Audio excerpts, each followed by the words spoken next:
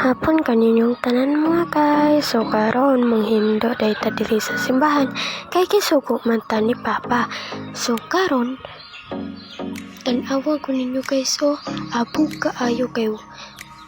Kuan pod wa po ko'y lingaw. So nanghindlo na lang jud ko kay mao man po ni atong trabaho unjud na. Halangan magingkol-lingkol lang pa ta, magsilpon-silpon. Di manghindlo jud ta. Pero kuan jud na guys, kanang responsibility man jud na nato. So maghatag day ko first ron guys no, makita sa John 3:16. For God so loved the world that he gave his only begotten Son, that whosoever believe in him shall not perish but have an everlasting life. Ug sa Genesis 1:27, pusa gibuhat sa Dios ang taong lalaki o babae sama sa iyang dagway. So kailangan pud ta magbasa sa atong Biblia.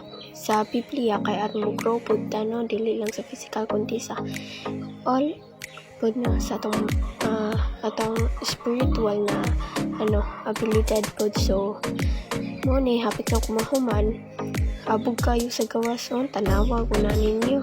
Abog jud kaayo jud.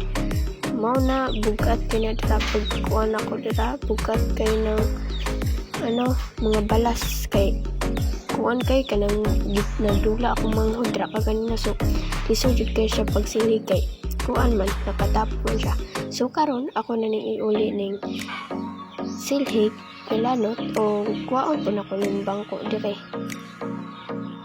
Ako sa ning itut laptop og mubalik na po ta aron kuwaon ang electric fan ay dili sa diay, ang bangko sa diay. So pagkahuman kuwaon na to ang electric fan og dili po na kong baklay maura to. Daghang salamat.